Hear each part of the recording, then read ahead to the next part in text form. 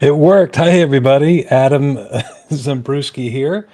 I been trying a few different things. Anyways, my brother's going to be on here, Matt Zambruski, with Agile Game Changers. I'm Adam with Hospiamo. We're both with the Hospitality Industry Impact Initiative, a 501c3, brand new, educational, charitable organization. And I just tried this new. Oh, sorry, I had our friends there, or my friends, my one-way friends. I love those guys, Glenn Hausman and Anthony Melchiori with No Vacancy Live. I'll give you guys a shout out. I just love their show. They're like the Kiss rock band for me. You wanted the best, you got the best. That's you guys. So, anyways, I was just watching their show, thinking about this, our show here today, because it actually has something to do with what they do and what I do in the hotel industry. So Matt will be here in a bit. We are trying something new also with Instagram. And I believe we could say hello for the first time to the Instagram crowd as we are live. I hope that it doesn't create any issues because it has to do with the muting of the site or something like that. It's kind of new. So, anyways, today this is what we're talking about. We got episode number 34. Very proud about that. Walter Payton, right? Number 34. Sweetness. We This is the People Who Move podcast, right? And so today's episode, we're talking about the people who move that we've had on the show in the past and the people that we will have on the show in the future. There's something that they all have in common, and the fact that they are in the industry that they are in, literally in, hands-on, engaged, and they're members of organizations that support the industry that they're in. I'll give you a couple of examples, and that's why I was watching Glenn and Anthony. Earlier today, they had on they were, I'm sorry, it was a couple days ago. They had on Chip, who is the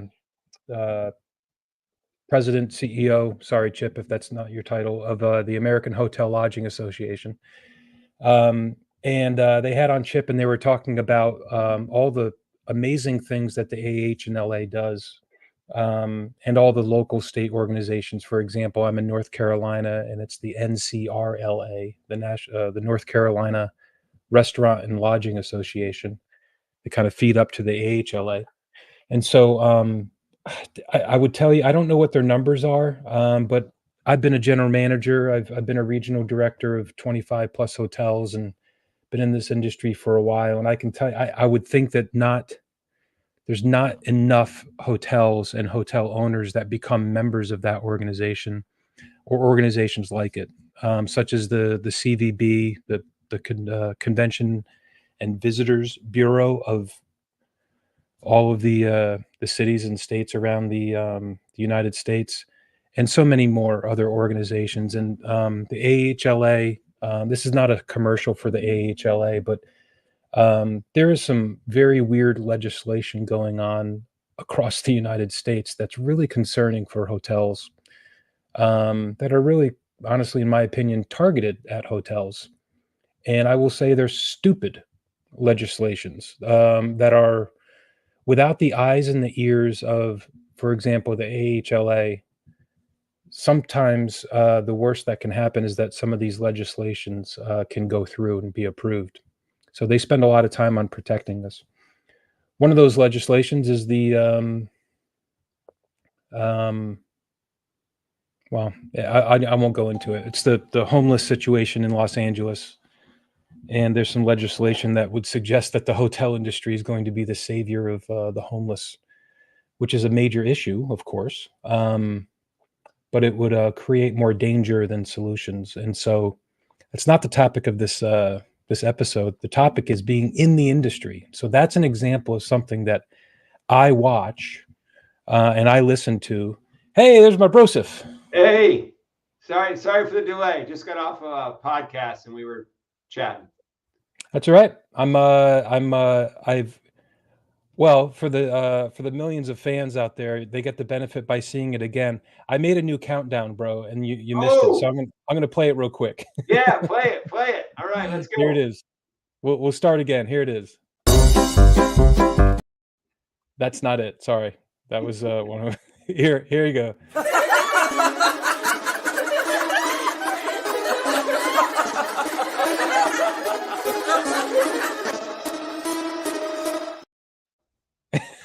That's awesome. That's like the little birthday cards where you pick it up and it starts laughing at you or something, right? Yeah, exactly. I was trying to recreate that, and I did it all in Canva. So shout out to Canva. As you know, I've been talking about for almost every episode that I've been trying to learn Canva and do different things, and so that was like 3 different audio clips and another one, and it's embarrassing to say how many hours it took me to actually do that. But what's It pretty should cool though is that is a custom Adams and Brusky countdown that's never been seen in the world before until now, ever. right? That's a big deal. It is a big deal. I'm gonna say thank you to the nominators of the Academy for. Right. There's going to be a best countdown in the Oscars this year, I think. I think there should be. I will, bro. I was. It's funny. I left them on my screen over here, but it has to do with our episode here, talking about being in the industry that you're in, and Yeah. how do you actually be in it and not just be someone that doesn't influence or doesn't impact. And so I was watching, you might even know him because he's somewhat famous, but did you ever watch Hotel Impossible? When it was on TV, it was on for several seasons, maybe 4 or 5 years ago. I But don't so. it was pretty popular. Anthony Melchiori is a, you know, famous, a spectacular hotelier. And he was the host of that show. And it was kind of like a Gordon Ramsay thing where they went in and or Bar Rescue, those the Yep. shows, and it was just awesome. I watch repeats and stuff like that, and he's a really cool guy. I've never met him myself.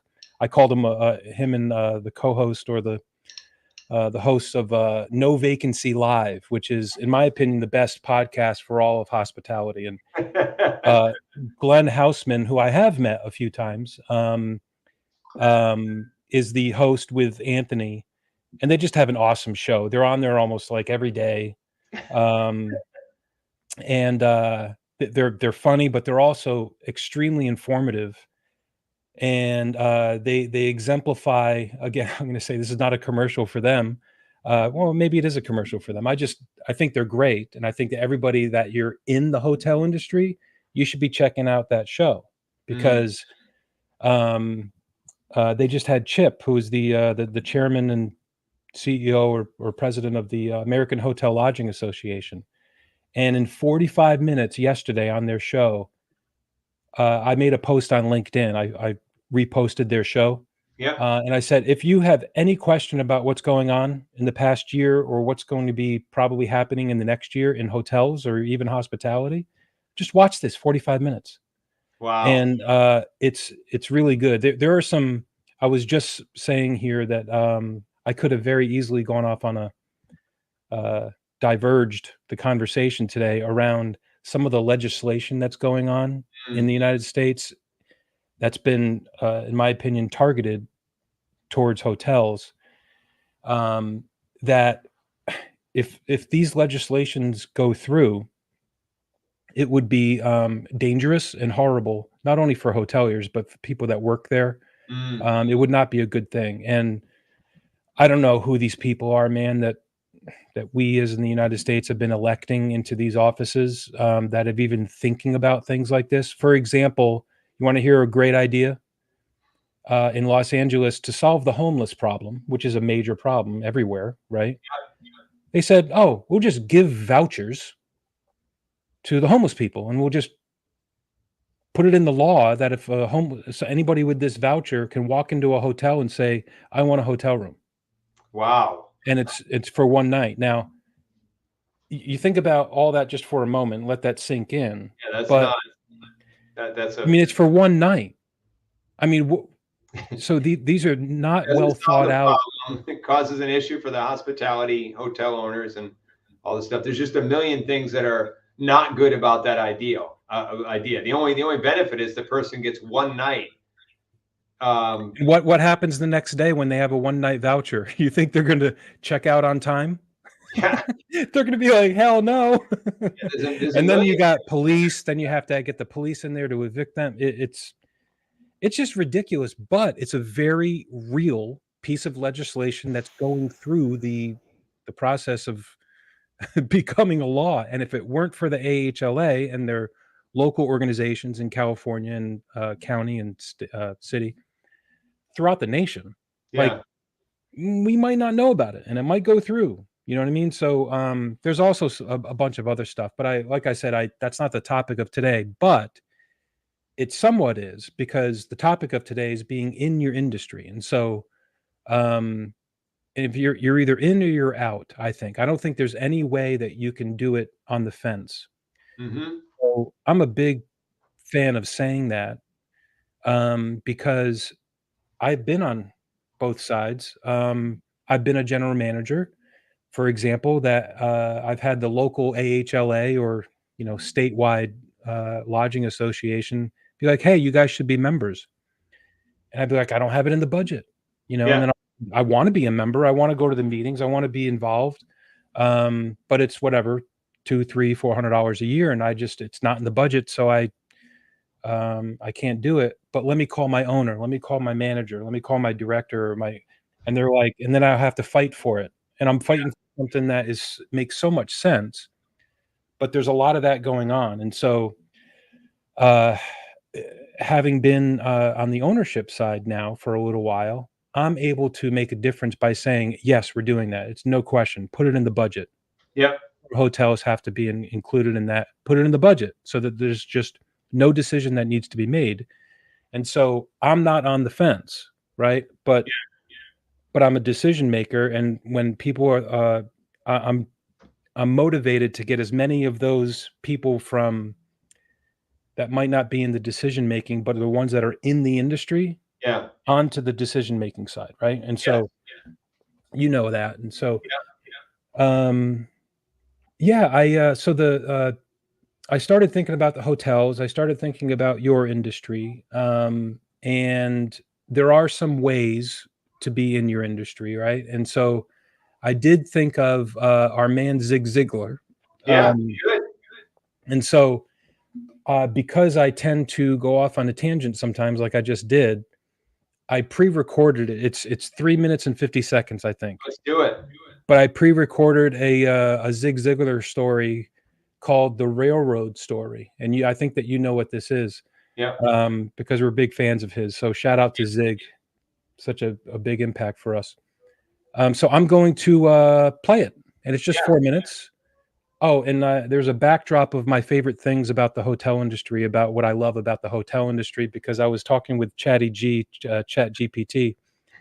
I was teaching him uh, who I am, what I Yeah, love, and he knows my entire resume, everyone I've ever worked for, and all that. And so I said, based on everything that you know about me, what are the things that I love most about hotels? And I asked for the top 10, and so I used Loom and with the backdrop there, oh, and nice. so I'll play it, and I'll come right back to you. I'm excited. Hey, I think this is working. Bro, I am going to read something. I'll just get to it because I think I just introduced it. Um, this is Zig Ziglar, one of my favorite stories by Zig Ziglar. And so I'm going to jump right into it. It's called The Railroad Story. And I'm going to read a little bit because I have it here in front of me. And also I'm doing this, I think, with the backdrop of my 10 favorite things about the hotel industry. I had a Chat GPT conversation and was telling, went through for several days, just saying, "This is what I love. This is what I'm doing. This is my company," and all this kind of stuff. And so, I hope you can see the 10 things that, according to ChatGPT, according to the conversation about the things that I love, these are the 10 things that I love about this industry and that have kept me in it for almost 30 years now. So, but it does have to do with the railroad story, and it has to do with the topic of what we're talking about today on our podcast. And it is about being in this industry that I love so much, and I know that you love your industry so much too. So, I know that you've heard this before, but this is for all of our millions of listeners, right? And it's the railroad story that I first heard probably about 30 years ago by Zig Ziglar. And I'm going to read a little bit and kind of paraphrase. So it's in the 1950s, and a crew of railroad workers are laying track, right? It's really hot, it's sweltering, it's in the summer, and then there's two tracks. And so one of the tracks was already in existence, and a train came chugging up along the side of where these guys were working. And from one of the cars, the train stopped, and it was like a luxury caboose. And it said the president of the company. That was his car. And so one of the cars comes up, the special car for the president, and a window flies open, and a voice shouted out, "Dave! Dave Anderson, is that you?" And it was Dave. Dave was there, one of the workers in the field laying track. And so Dave Anderson was they were working with the crew, and he looked up, he says, "Yeah, Jim, hey, how you doing? It's me, Dave Anderson." And the man on the train, Jim Murphy, yelled out and said, "Well, come on over, come on inside, and we'll chat for a little while." So Dave stopped what he had been doing, and he went inside to join Jim Murphy in his private air-conditioned railroad car for about an hour.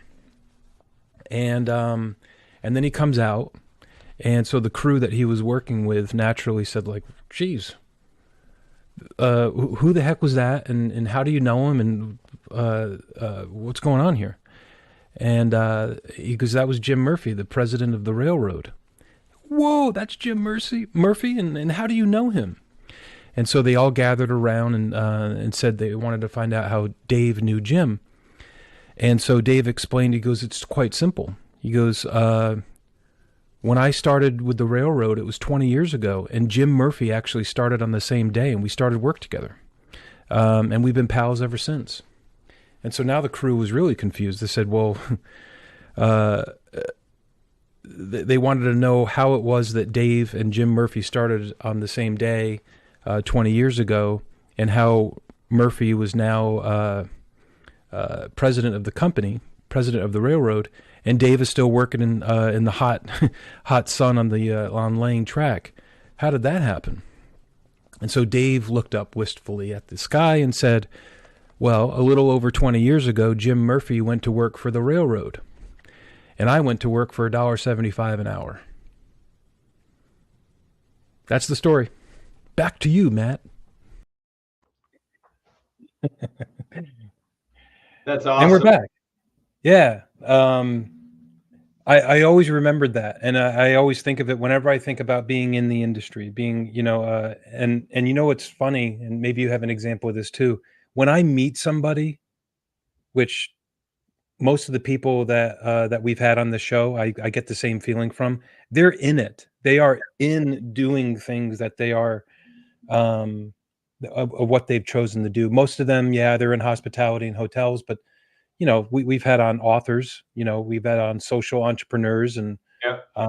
PR executives and tax and finance and construction folks, architects and designers and HR people. So that's where I naturally feel I get most fascinated by people that are there. Now, on the what would you say is the opposite of being, successful, right? And working in an industry, but not being in and engaged in the industry. Yeah, I would Like, what's say, the opposite of that? yeah, I would say from, and So I think about this a lot, bro. It's a really, really good question. And it's one of the first things I look for in interviewing candidates, or really in seeing if I can help somebody move forward in their career. Are they in it or not, as you say it, right? So the opposite, I would say, is if you have more of a fixed mindset, right? In our industry, we say growth mindset versus fixed mindset. Fixed mindset means this is what I learned yesterday. I still can do the same job I did yesterday. I was hired as XYZ role, and I'm going to keep doing the role that I've been doing. I'm good at the role. I've been successful. I've been doing it for 10 years, 20 years, whatever. I'm going to keep doing it. That's a fixed mindset. And that's the opposite of being in it today. 20 years ago, that was probably great. It was successful. But today, being in it is the growth mindset. And it's being hungry for knowledge and change. And I'll give you an example. One of my good friends, senior executive in a number of different companies over his career, super successful, and has been doing that, but also very hungry for continuing to get better. And recently we started talking about. He's like, yeah, I might go work for like one of these artificial intelligence companies and whatever and stuff like this. So I want to get more familiar with the technology. And I said, there's a lot going on with the technology right now. I said, you really got to dive in, and you got to like attack this like a person in the desert looking for water. You need to, 5-6 years ago, bro, you wanted to have a growth mindset and you wanted to be committed to learning. Maybe you read a book or two a year. Right now, you got to, my opinion, you got to be in it, which means you're committed in your heart and your head to get better and adapt at your role, leveraging your expertise. But how do you take your expertise, just like you took all your background and you threw it into ChatGPT and you said, hey, what are the things I'm passionate about, whatever, right? And you let that AI supercharge and speed up your ability to see where you are today. But then it can start to give you guidance for where you're going next. So my point in saying all this is to be the opposite of being in it is not moving fast and not learning like a maniac. Like right now, the average adult doesn't read a lot of books after high school. That statistic's been out there, right? And to be successful, you want to keep learning, you want to keep reading, you want to keep growing. But now you want to do that times 100. And there's going to be a big gap. We talk about this gap, wage gap, all these different gaps of income earning and stuff. Right now, I see it as a continuous learning and adapting gap that's forming. And it doesn't matter what your background is, what your education is, what your race, your age, nothing matters, except if you're going to hop on this train and drive this train, which is your own train, to learn and grow and leverage AI and tools and books and stuff. Leverage it as a partner. That's your partner going forward. Right? The AI doesn't. Yep. I was just on a podcast and we were talking about how it's important to have the human factor, whether it's in recruiting or hospitality or interviewing or anything. AI doesn't do it alone. It can speed things up and it can help accelerate things. And humans can't do it alone anymore either. They could before AI, but now you're going to be a slow human if you try to do it by yourself. If you're just going to read your own books, it's not enough. You want to read a book and have AI read 10 books and then say, compare these and learn whatever it is, but just leverage technology, partner with technology. Don't worry about losing your job to technology because you got to adapt. Your old job will be taken by AI at some point. A lot of people, your old job will. Your old job, yeah. Your old job, but your new job, like as a hospitality professional, it's very interesting. Your industry is a lot more customer facing and human to human contact is a lot higher. Therefore, it's going to take a lot longer for AI to really impact the human to human contact piece of it. But all the other aspects of your industry and my industry are being impacted tremendously by AI. Dude. So my point in saying all that is you got to be passionate about continuous learning, whether or not you read a book a year at $5 a year or whatever. Use AI as a way to help you accelerate your learning. And this is an everyday thing.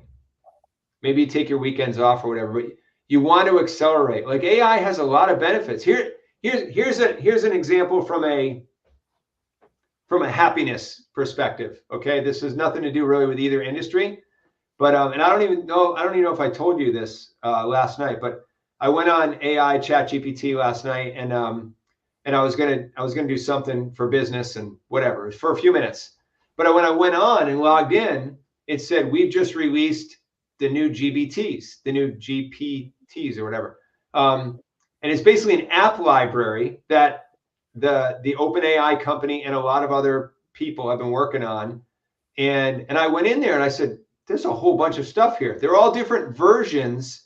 It's basically, and this is why it's moving fast. So here's the fun example. Increase the happiness factor in my house.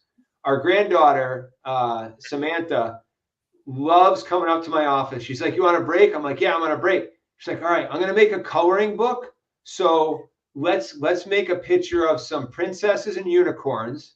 So I go on Google, and my hack for the last several years has been princess unicorn coloring pages. You type that into Google and go to images, you can find it, you can print it. Sometimes the shape, the size isn't right. You have to enlarge it, zoom in. You have to do a lot of work. Last night when I logged in, everybody else was asleep, so I couldn't really share it. But the GPT thing that was there, I clicked on it and I said, wow, one of their most popular ones is a coloring book hero app or whatever it's called. I clicked on it, and you can type anything in there, bro. I literally typed in, what I type in? I typed in monkey, elephant, princess, martial arts master, and hit the enter key. And then it starts generating. It takes about a minute or so. And then boom, a coloring page with that on there is done. And I hit print, and I print it out. And I print another one. I had like 5 or 6 pages printed out when Samantha woke up this morning. She was like, what's all this stuff? I said, oh, you got to see this new tool. So now, before, when she used to make a coloring book, it's a long story, but when she used to make a coloring book, it'd take us like a half hour in front of the computer to get like 6 pages printed out, because she has to pick an image she likes and stuff. But these are like high quality, unique images that AI generates. Yeah. That just like you created the countdown. These are unique creations that AI use. And then she takes them, she colors them in, or we color them in together, then she staples it, it becomes a coloring book. So that's an example of you being in it. Okay, so to come back to the topic, right? Because that's you doing something. That's not you saying like, oh, AI is taking over my job and taking over my life. I'll just go to Google and I'll print an image, or I'll drive to the store and I'll get a coloring book. Right. And you're not even realizing at that point, because that is the opposite of being in it. And you're being in it by being like, wow, I wonder if there's a way that I could use AI as a partner here. And that's what you came up with. The other one that I heard somebody, I wish I could give them credit, but it's a podcast that I listened to. I can't remember which it was, but it was somebody talking about the movie industry and about how the strikes were affecting screenwriters, the writers. And I'm going to paraphrase, but they said basically, like, if you're a great screenwriter, you could be affected by AI, because there's screenwriting apps or whatever, in AI that can write a script. Just like you can say, give me a coloring book, you could say, write me a scene about a guy being mad at somebody else and blah, blah, blah, right? And they'll write the scene in the same format that a screenwriter has been trained to do, right? And he said, but the ones that are great, that are in it, like it's in their soul, they have already been learning how to edit scripts. That's exactly and he right. said, if you're not in it and you haven't even thought about what happens to my script after, and you haven't been doing that for the past year, 2 years, or 3 years, then start now, or this might not be the right industry for you, right? Because you might not be following your heart, because it might not naturally take you there. And I do think somewhat it does come naturally, right? It'd be like you naturally love Sammy, right? And so you're like, I wonder how I can kind of advance this and that. Yeah. You and I speak the same language in that, and that's it's a great topic for everyone to. It's for every industry, and how I relate it to my career is that I have always had that kind of curiosity and, as you said, growth mindset, right? I Yep. really have. And even when I had zero experience, even when I had massive ambition and was stepping on toes and saying the wrong thing and trying to kind of move too fast and probably being a little bit too disruptive to individuals that, I don't know, I probably sounded aggressive or something like that. But, anyways, even during that time, that's what I was trying to do. I was trying to learn. I was trying to grow. Yep. And so now fast forward to a few years later, if I have, 5, 6, 7, 10 years of experience, I remember feeling annoyed. And this is really important. I Mm. remember feeling annoyed by the same type of person that I was 10 years before that. Really? In my early 30s, let's say, because I started as a manager, I was 20, right? Um, and so I had 10 years of experience under my belt. And I was thinking at that point, I was like, "Man, I got my shit together." Excuse my Yep. language, but I have, I have all this experience, and then, but I had forgotten about how I got there. Yeah. And so, if I there was there's several people that I could name by name that are skyrocketed in the industry that are about 10 or so years younger than I am. Yeah. That I initially for a couple years I probably thought that they were annoying. I Mm. mean, I didn't not talk to them, but when they were like, "Hey, what can you go over this P&L with me again?" And I would be thinking, all right, like I'll go over this P&L with you. I thinking in my mind, um, he's a front desk agent, Yeah. or she's a director of housekeeping. Why? It's going to take me 30 minutes. It's going to take me so long to tell her about the details of a Yeah. profit and loss statement. But very quickly, I think very quickly, I realized I was like, you know what? They're just the same way that I was, and that is how I learned. I learned by being annoying. I Yep. learned probably, perception wise.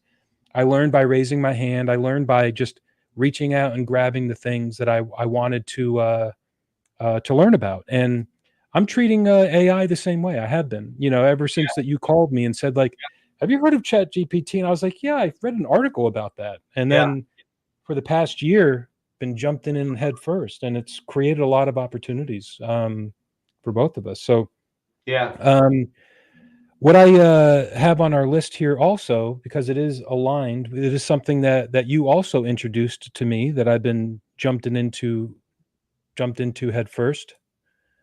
This is something that I think I showed you this. You haven't shown me this before. No. Oh, yeah. We talked about this, but I haven't seen any official presentation. Um, We did talk about. I'm a huge Ikigai like fan. I've I listened to the know. audio multiple times, and it overlaps with the Blue Zone documentaries and stuff that are out there. And yeah.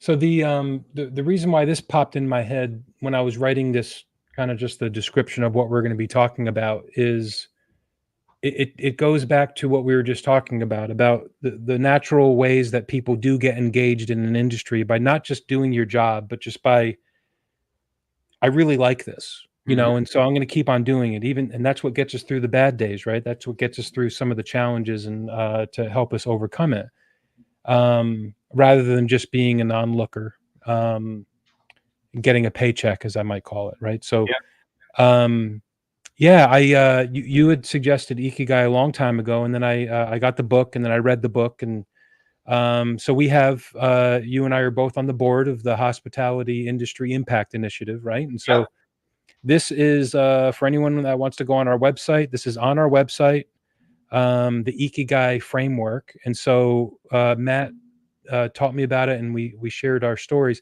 I went through a few like free Ikigai tests that you can do, so I would recommend it to anybody. Let me know, and I can help you go through it if you'd like.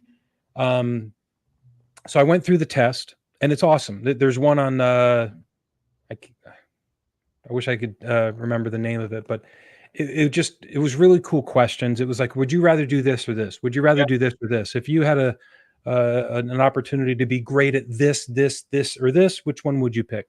Yep. And so, ikigai, to back up for our millions of fans out there, iki means life, and gai means meaning, um, or purpose, right? Yeah. Yep. Um, so it's your life's meaning. It's what we're doing here on our this big magnet that we all live on. Yeah. And so I won't go into the whole reading it, but it's that's what ikigai. It's a Japanese framework. The essence of ikigai is that, and so how I have interpreted it, and this is what I take through some of my mentoring relationships, some of the folks that I mentor, and it's to start with this one here, where I don't know if everybody can read it, but it's after you go through this with an open mind, you want to make what it's going to tell you is that confidently, these are the things that I love. Mm-hmm. These are the things that I'm good at. This is what the world needs. And this is what I can get paid for. Yep. And I found this fascinating because I think anybody listening and watching, and you and me and everybody, we can think about times in our life that we were getting paid for something that we didn't love, Yep. or we were getting paid for something that we weren't really good at, or we were really good at something and we weren't getting paid enough for it. But Yep. when it's centered around the love, like if you're really enjoying it, if you love something and you become good at that thing, wow, that's two. And then if it's something that the world needs and you're making an impact on the world, and it's something that you can get paid for with a job or a company, Yep. it's a life. That's your meaning in life and coming together as one. And so reminds me of The Alchemist also. And so Yep. this was mine. So I went through it and I did this on my own. I decided to offer a nickname to I wanted everyone to think of a nickname for themselves after they did this with me in the HI3 Yep. Hospitality Impact Initiative. And so after I did this, what I found out about myself is that I do like to be in things. It's what we're talking about, right? Yep. And profondo is Italian. That's named for our mom, Yep. right? And it means deep. Mm. It means deep. And so this is my actual ikigai that I'm more than happy to share with anybody. Um, you know what it actually suggested that I do? That it suggested that I go into post-secondary art, drama, and music teacher. Very cool. Isn't that amazing? Like And Mr. so, Hans Opus. yeah, there you go. And and it goes through why I'm in the industry and what I'm doing. It's because they know that it's with the Hospitality Impact Initiative, I was following my ikigai without even knowing that I was, because that's all about teaching and education. I was going to say, And yeah, HI3 is a lot about teaching. HI3 is all about teaching and education. And so I was like, wow, that's really cool. And then it goes through some of the things that I love. They name me a creative humanitarian. Uh, it, I'm an innovator who seeks interesting relationships. I'm a relaxed leader, That's which your means that I love being responsible for a project, making decisions, and inspiring people to be part of a team, having a good time and enjoying myself while performing a given task. My leadership style is here: democratic decisions. I'm people oriented, laissez faire procedures. I do like to kind of break the rules every now and again. Yep. Transformational goals that are very big. And then it tells me, actually gets down to like what the world needs, right? So it said that I should think about education training as a career. These are my communications teacher, philosophy or religion teacher, You can be a post-secondary, monk. You can be a monk. English teacher. So it was a lot about teaching, right? And Yeah. then it goes on to say, these are the schools. If I was 17 or 18 years old, or anybody, I shouldn't say that, but Yep. these are the schools that are aligned with the things that I love and the things that the world needs Wow, that's cool. for art and design. Um, so it really is suggesting that I get into the art and design, which, honestly, that has to do with making the countdown. It's all the same stuff. It's Yeah. creating something in Canva for the first time and it's all about what we talk about on this podcast. It's the people who move, right? It's these, Yep. um, and those are the people that inspire me and that I want to be around. And so, I'll put another level on that, bro, just because yeah, I know you well. We've known each other for 47, 48 years, whatever, 49 years. I don't know how many years it's been, but we've known each other for a while. So 49 and a half, bro. I turned 50 this year.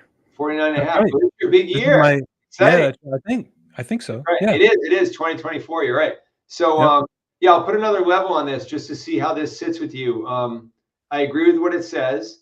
And if you put, because when I think of art and teaching and music and philosophy and all those different things, I would think of art with the people. So if you add people into there, because what, like with HI3 and with what you do in hospitality, and I do this in the tech space, and in other corporate areas in the agile space as well. It's like I I'm an architect of the people getting to the right places in the organization so they can make the most impact for their careers and their journey, but then the greater whole succeeds better. Like I think a people architect, or whatever you call that thing, is where you go, right? Because you know people, you know how to bring out the best, you know how to find the talent for hospitality. And the other side of it is what you're doing with HI3 has a massive teaching component. There's a big design component to it as well. When you go into some of the new builds that are happening or renovations happening, you've worked with a lot of architects, partnered with architects, right? There's a lot of creative design, and there's a lot there. So my point is I think it's spot on, but it's traditional ikigai results that it gave you are more textbook traditional based on what it knows. If you really know you and you apply the people side of it and you apply to hospitality, there's a lot of stuff that you're on track to do that sets you up for big time success. There it is. You There guys it is. can go visit. Hospitalityimpact.org. The you're spot on. And when I do other personality tests or other assessments, right? Sometimes they call me an arranger, right? Yeah, And you know, anybody can twist words. What does that mean? I like to be the puppet master. Sure, you can think whatever you want, but it's more about thinking about where people are. And that makes me naturally want to live with them, right? Inside of their mind of yeah, wherever they are, right? yeah, And I think the art side comes in. And also, I will say, I think we should do things like this once a month, maybe once a quarter, because it's going to change, right? It's yeah, not that you change, but based on what you're feeling. And so I think the art comes in, which is the hotel industry's very common conversation topic, which is art versus science. yeah, Okay, so data versus feeling and things like that. And so yep, it's naturally has been a more and more divided industry because of that, yep, where the a lot of the art side is happening at the property level. That's where you're a team manager, yep, and you're dealing with guests. You're a problem solver. You're serving people.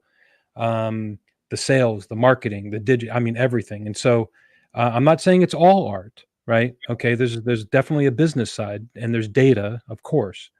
But once you get above property, like I did, and there's I more data. away from the property, you start to lose that, and it becomes more science, which Yep, I absolutely love also, right? yeah, And most of the people that are in this industry, they love both. yeah, And you can't label someone one way or the other. yeah, I think the best ones like the historically Conrad Hilton, Mr. Marriott, right? I mean, these guys are they've had highways named after them. yeah, They've had schools named after them and scholarships and yeah, towns and roads. So you want to talk about impact? These guys were people. yeah, Conrad Hilton, I'm pretty sure, was married to Marilyn Monroe. yeah, So he was he was like one of the most famous people in the world. Yeah. and putting hotels in from Turkey to Australia to the United Yeah. States, wherever. So it was, but he's a art and a science guy, and I think that's something that is I do lean towards speaking to the youth because during these moments, because the idea of following your heart, as we say, or following the things that you love, I will tell you, you can do that in 6 months. You can find out what you love. You can become somewhat good at something that you love. Yeah. I was just speaking to a freshman in high school yesterday. He was introduced to another by our friend Nikhil. Yeah. Right, so he said, "Hey, you should talk to Adam because he's a mentor, and Nice. uh, this guy's not interested in hotels. He's interested in finance." Right, and so I was speaking to him, and he was asking about ways to engage, ways to learn, and we had a great conversation. And so I told him about The Alchemist. I told him about Ikigai. I gave him a number of different recommendations of websites and such that he should go through. And just in 5 minutes, I learned that this, and it wasn't even in person, it was virtual on like a Zoom, and I Yeah. couldn't even see his face. It was, he didn't have a video, which I prefer to see Yeah. somebody's face, but I couldn't. But just in 5 minutes, I could, in talking with him, he likes basketball, right? Yeah. He likes NBA basketball. We're in Charlotte. He's in Charlotte. So the Hornets. And so we talked a little bit about the Hornets. And then he starts asking about internships and like where should he go to? And I said, call the Hornets, man. Just Yeah. call them. Go online, send them an email. This is me.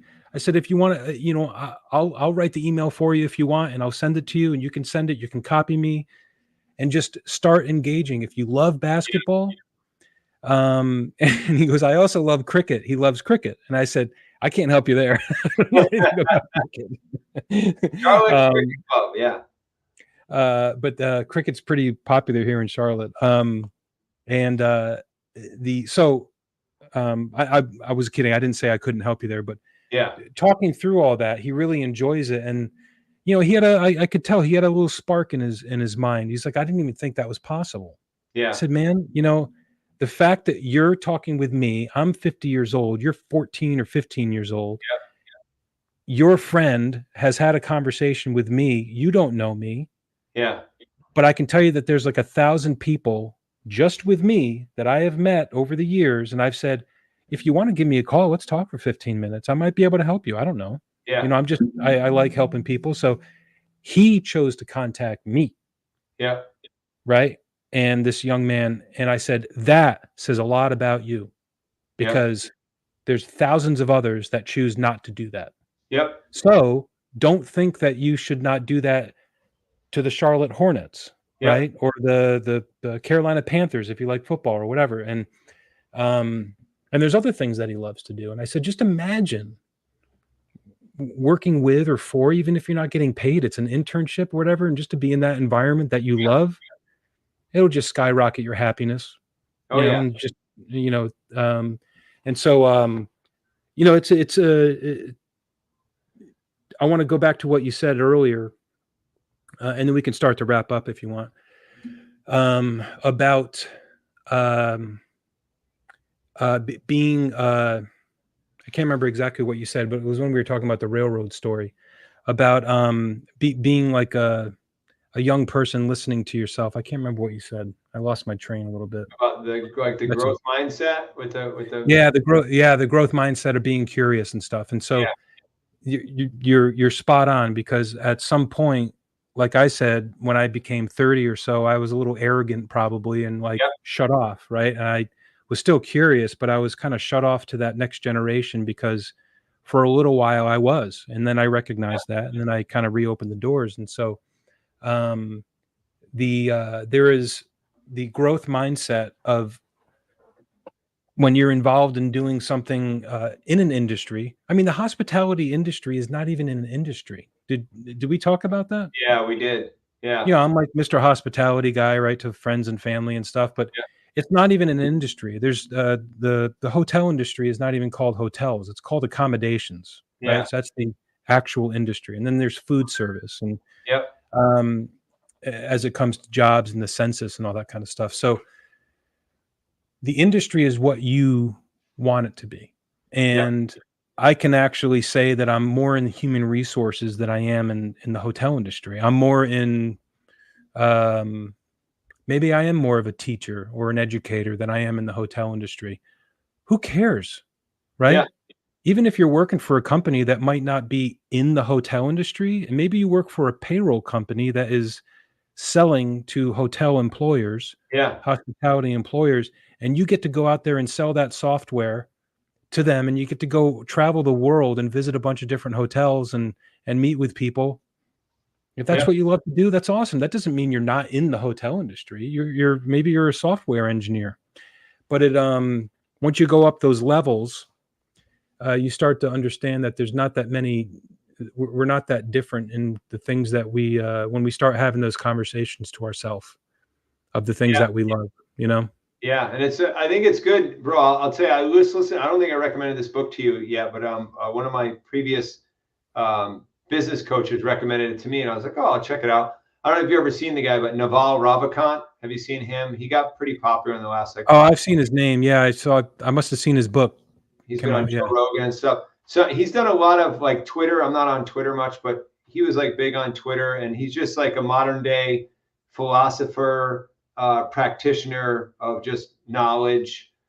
He's big into science, and he's known for being the co-founder of AngelList and being a big venture capitalist investor with like I think with Uber and maybe Facebook and a bunch of big companies. So he's made his money by investing in really good companies.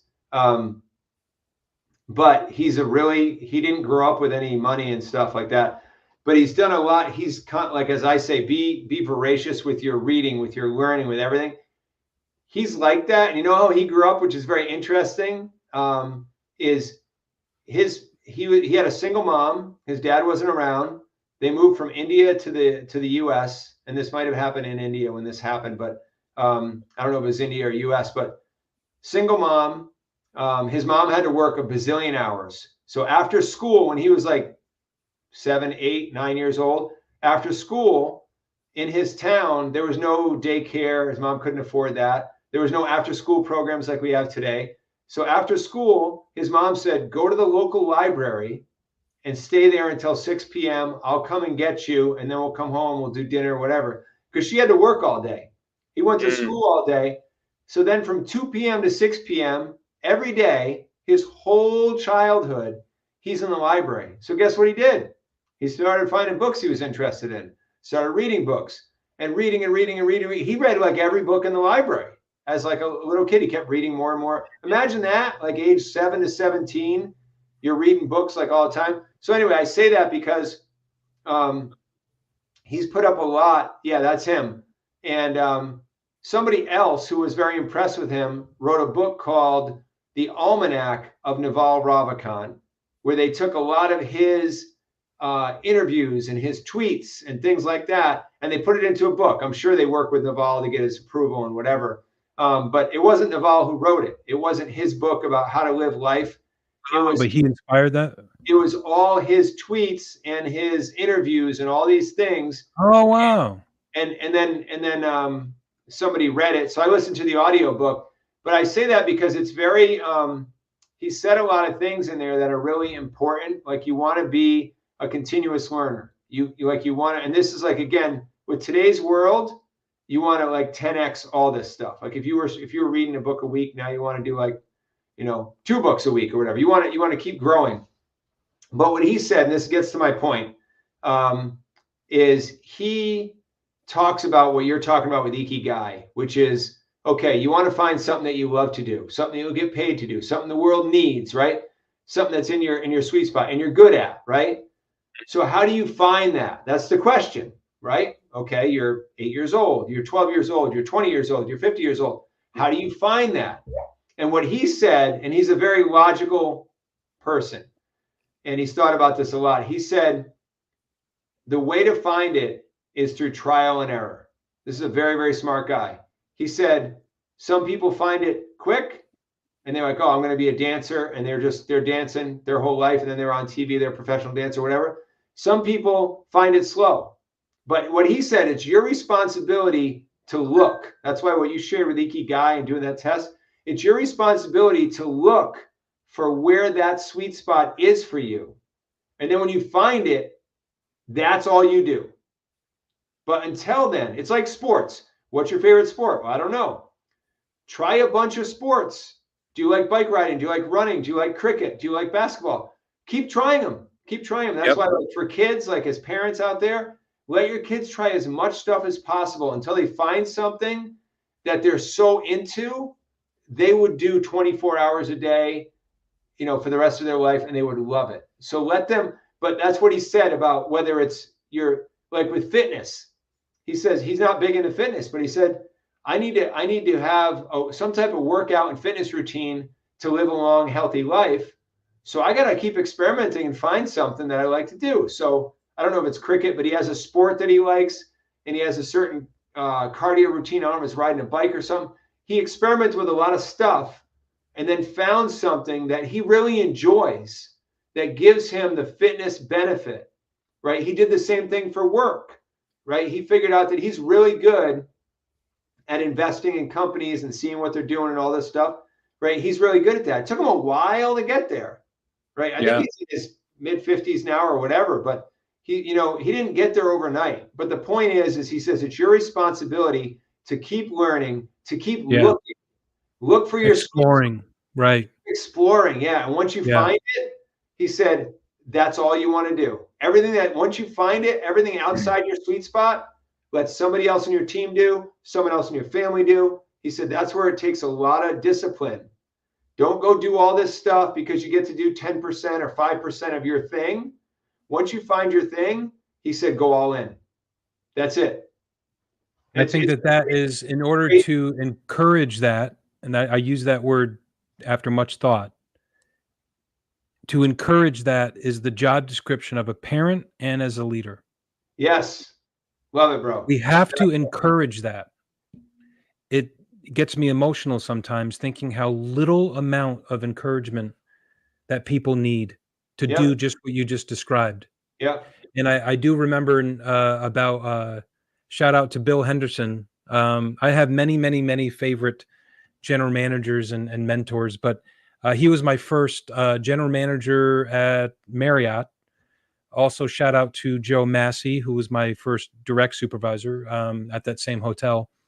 Bill is now retired. Joe's still very much in this business.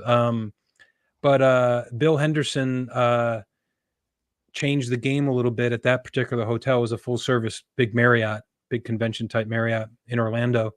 And he, with the support of the owners and the management company and stuff, I would say they did away with a significant number of line level management jobs. They eliminated those positions. They kept the people.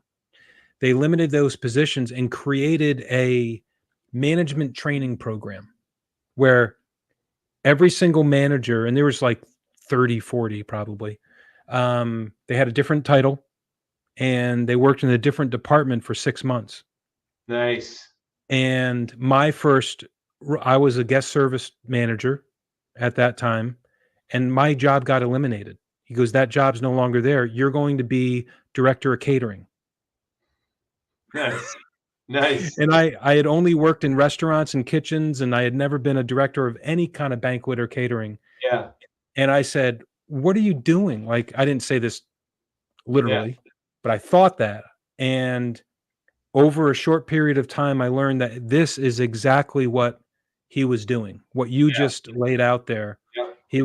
That was the exploring. I absolutely loved it. Yep. I was the chief engineer for a little. I was the director of security for 6 months. Yep. I didn't like that, although I do like that role, but it was kind of boring to me. It was a lot of walking around, and I learned a lot. But that was like I did 7 or 8 different jobs, man, and it was he took that on, and that's what I always thought that he was amazing at. He lived this exploring, trial and error, giving Yeah, people, an opportunity, and he was so encouraging, so encouraging. And it probably was like 2 or 3 sentence a week that I got to even talk to this guy. I mean, yeah, it wasn't like an everyday thing where we worked together. He was very high level, big hotel, but he would just say, "Hey, how's it going today in your new job?" or something like that. I'd be yeah, like, "I'm going crazy. I don't know what I'm doing." And so that it does remind me of that, and that was 25, 26 years ago. yeah. And I do find that to be the responsibility of a leader and a parent. And I like that. um, to kind of put that stuff, musical instruments. You don't like Yeah, piano? Try the piano. You like yeah, guitar? Try guitar, drums. Yeah, that's pretty cool, bro. I like that, what you just said about all that. yeah. It's good. It's great. So I think you'd enjoy his book too, The Almanac of Naval Ravikant. I just wrote it down. It's I'm gonna it, read it after, the Hidden Life of Trees, my new favorite, yeah, your favorite book. yeah. We'll do another Awesome, episode about that. That's awesome, man. awesome. That'll be great. Well, good Hey, you stuff, gotta go. bro. Yep. I gotta go. Love to everyone. This was an awesome episode, bro. Thank you so much. This is really good. I don't know how I'm going to do the keywords to explain it, but I hope that people listen to it, not because it's you and me, but just it's really good information that people can listen to. And so I'm going to share it with everyone I know. And uh, thanks for looking at my beautiful face for an hour or so. I'm glad to Yeah. see yours. Yeah. It's All great to right, see you, bro. Good stuff. Love you. Have a love good week. you. See you guys later. See Thanks. ya.